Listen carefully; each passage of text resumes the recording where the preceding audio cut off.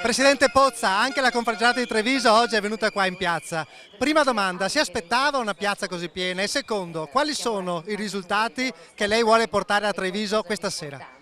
Ma una piazza così piena me l'aspettavo, nel senso che il disagio che noi viviamo, la frustrazione che viviamo di questa politica incapace di dare risposte ai nostri imprenditori ovviamente ha fatto sì che si riempisse.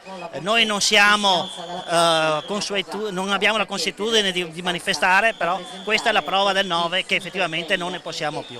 Cosa portare a casa? Io mi auguro che la politica recepisca questo messaggio di questa grande affluenza e di conseguenza che tenga in considerazione quali sono le nostre richieste. Non nascondo che in questo momento senza un governo ovviamente non c'è un interlocutore, però l'importante è tenere la tensione alta, l'importante è far sapere ai nostri associati che le loro organizzazioni stanno pensando al futuro delle loro imprese e quindi ben venga questa manifestazione.